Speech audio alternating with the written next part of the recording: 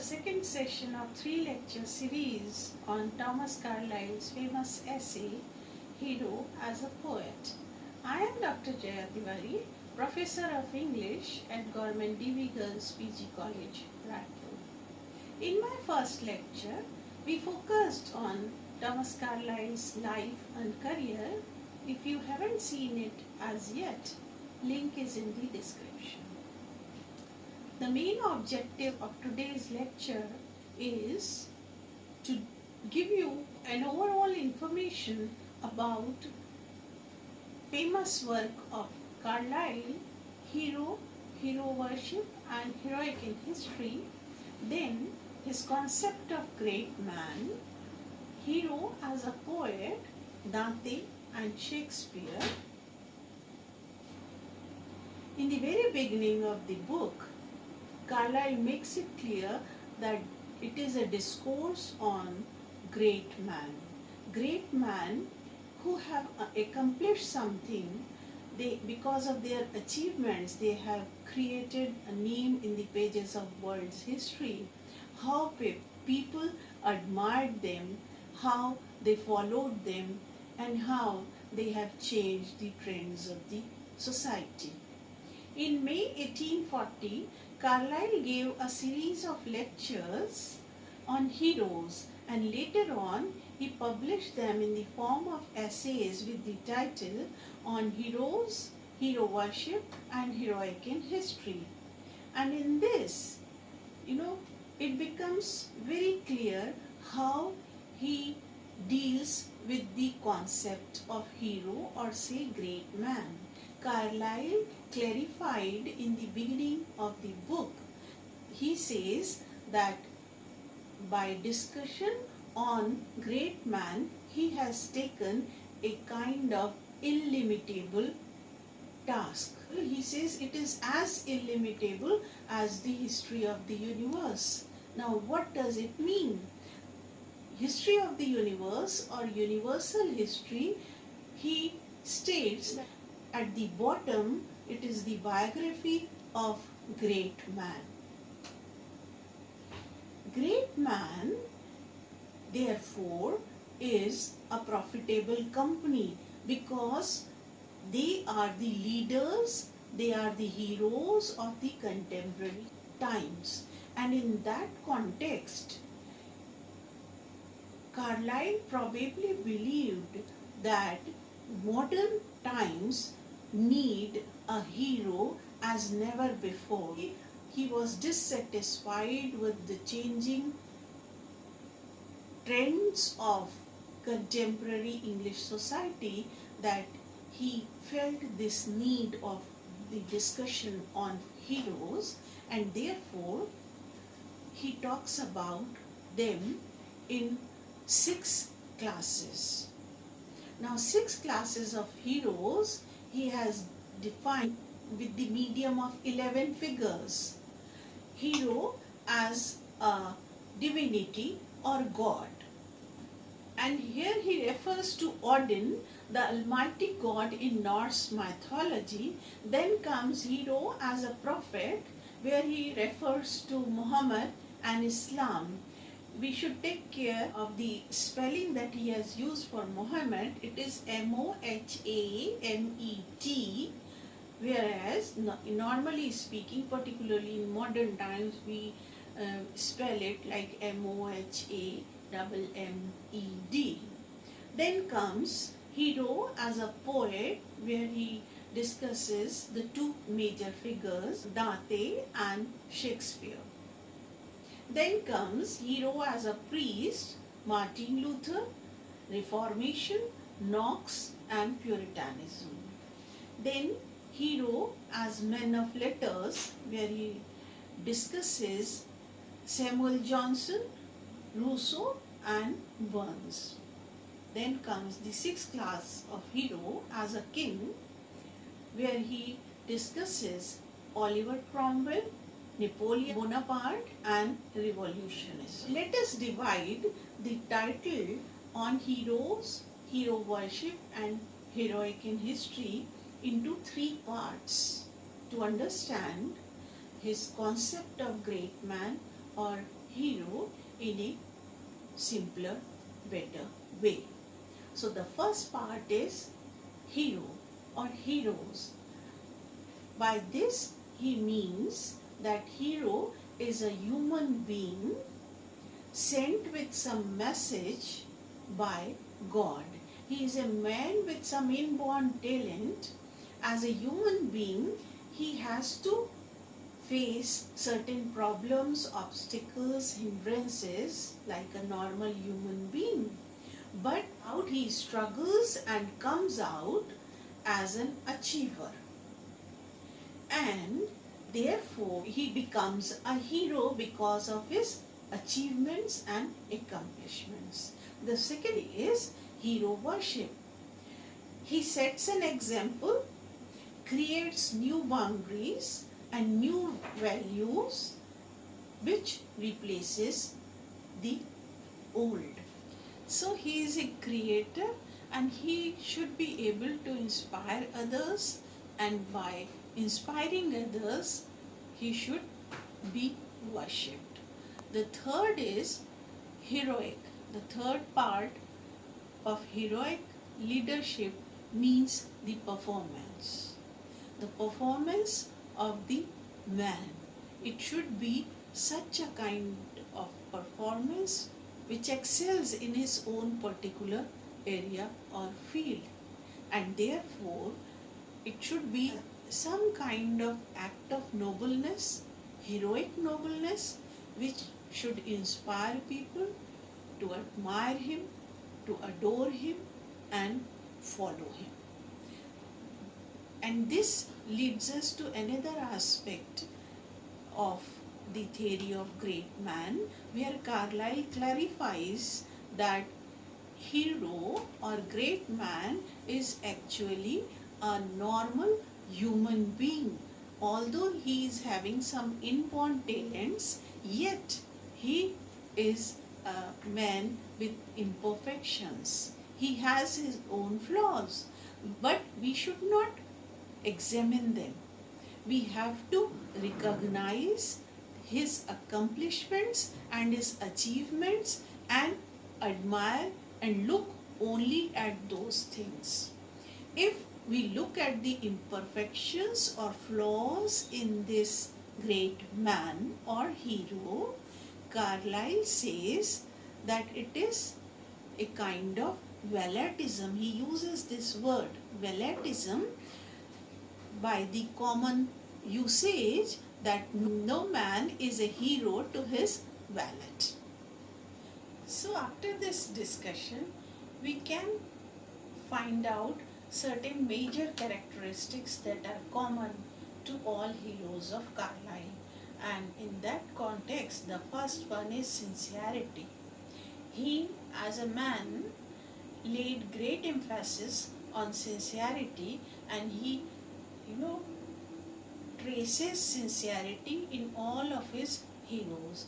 The second major characteristic is intensity of feeling, intensity of passion, not only to the idea but of their expression, but also to whichever field they are, whatever they do, intensity in all their acts. Then he must be a sympathetic man. Again, the fourth one is, and it is a very necessary characteristic that we come across in almost all heroes of Carlyle, and that is that all of them have deep insight. They were men of very deep vision for things, and therefore they became heroes.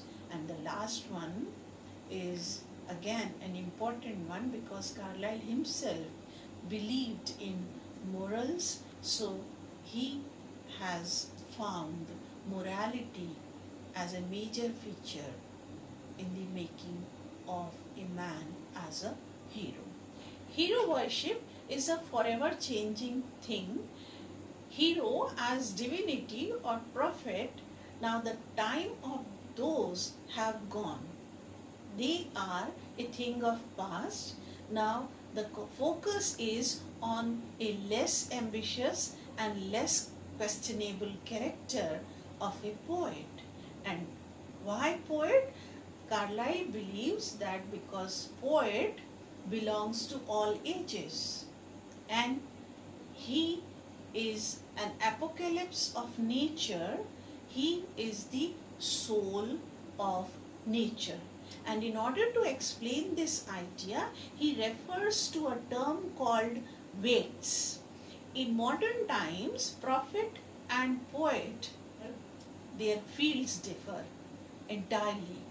But Carlyle says that in ancient languages, some of the ancient languages, prophet and poet were synonymous. And he gives this idea by referring to the German scholar Goethe. He says that poets and prophet are synonymous because both of them reveal the open secret. Now, why open secret? Because the secrets of the mysteries of this universe are open for all. But not everyone has the eye to see and understand those mysteries. So that is why we need heroes in one form or the other. And therefore, prophet also serves to reveal those secrets of the mysteries of universe, as well as the poet also, he also does the same. So far as the work or functioning of prophet is concerned, he discusses and explains the what is good, what is evil, what is to be prohibited, and therefore we can say that he refers to he looks after the moral side of the mysteries of the universe. Whereas the poet, he is also doing the same thing, but he looks at the aesthetic side. He explains the aesthetic side of the things. He talks about what is to love and what is beautiful. Then again, Carlyle states that prophet and poets cannot be disjoined altogether. Because in order to understand and explain what is good and what is evil, the prophet also has to look and find out and explain what is beautiful. And therefore, there is no clear demarcation that can be drawn and defined as the different fields, that both prophet and poet belong to two different fields. It is not so. Then again, he talks about the idea of true poetry and speech. And in this, Carlyle states that all deep things are song, whether it is poetry or it is speech.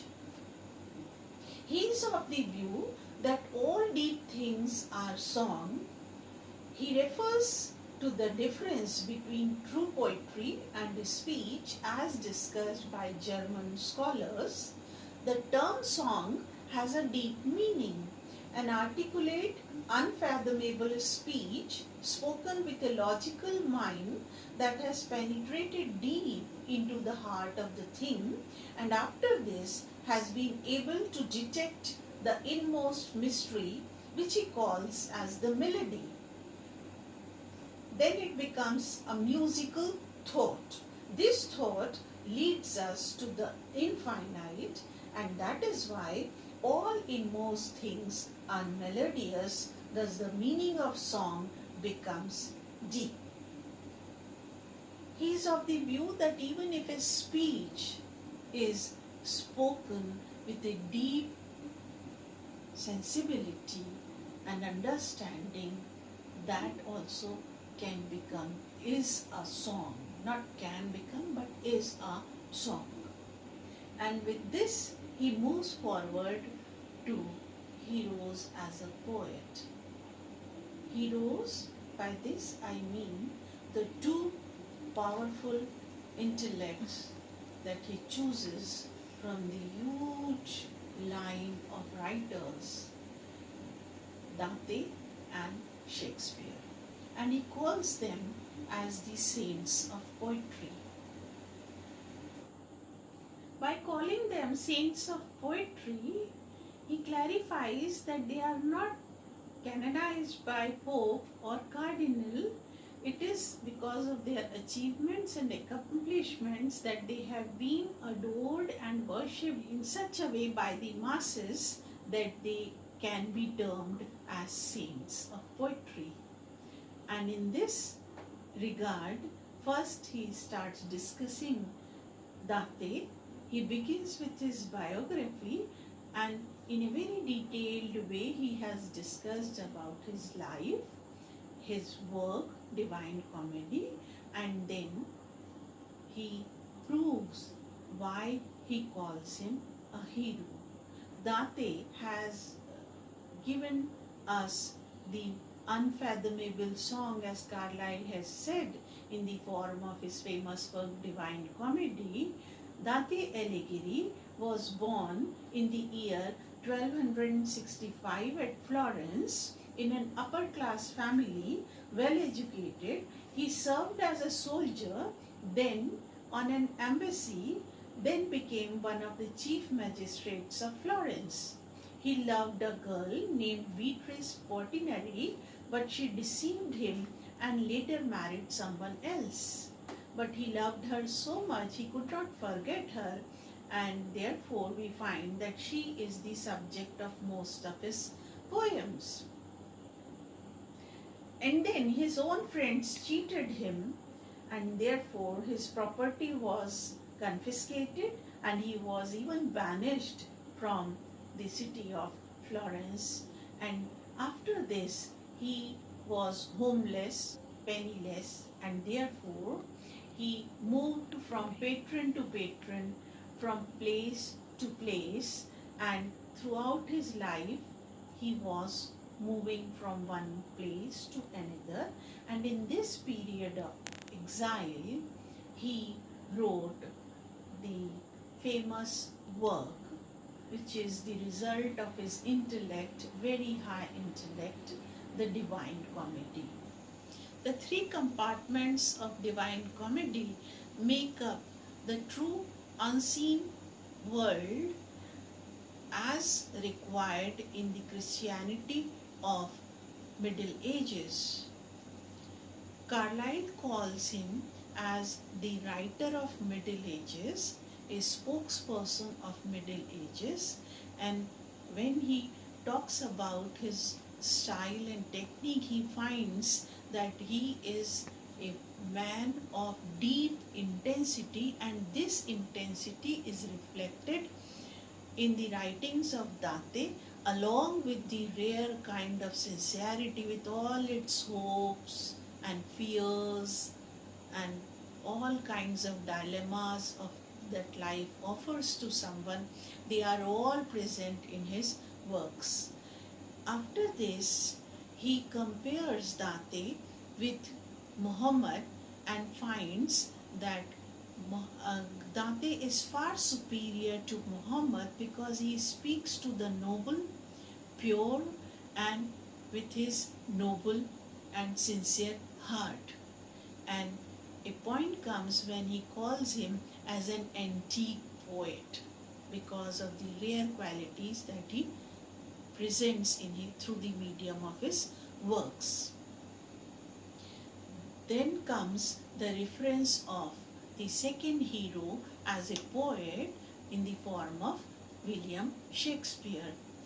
Carlyle states that he is a sovereign poet, chief of all poets, because he is one writer who has opened the glimpses of the world through the medium of his writings for the masses.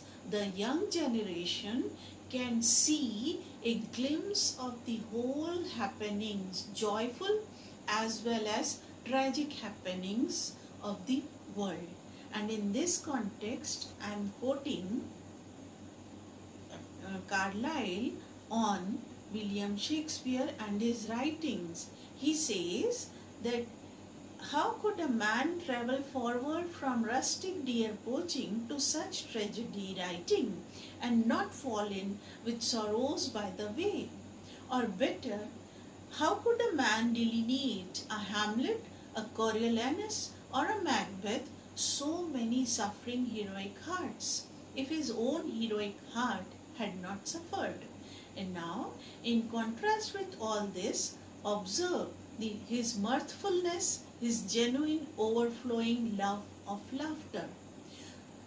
These are the lines which speaks not only in detail about William Shakespeare, but also about the observant, keen eye of Thomas Carlyle, because he has given us in these lines such a vivid description of his understanding of the great bard of Avon. Carlyle has discussed Dante as well as Shakespeare, and throughout this essay he has been writing with such sincerity and intensity of feeling which he is looking for in his heroes. So coming back to William Shakespeare, he says that he is such a kind of writer who can tackle any kind of topic of this world, and he has done that through the medium of his various writings. Again, he refers to Dante and he calls him as the writer of Middle Ages, about a poet of faith and soul. Whereas William Shakespeare, he refers to him as a writer about practice and body, and therefore there is a difference between the two. Again, he compares William Shakespeare with Muhammad and confirms his superiority to him on the basis of the variety and the expanded world which the poetry of William Shakespeare presents, and calls him, rather declares him as a poet of mankind.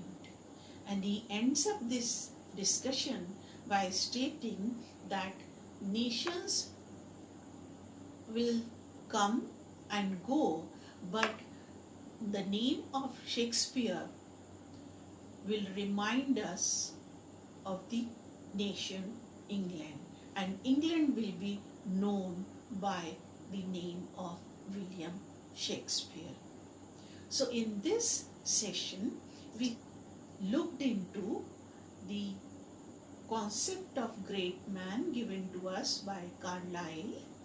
Then we discussed idea of weights, true poetry and speech, as well as a description and analysis of Dante and Shakespeare as the heroes from the field of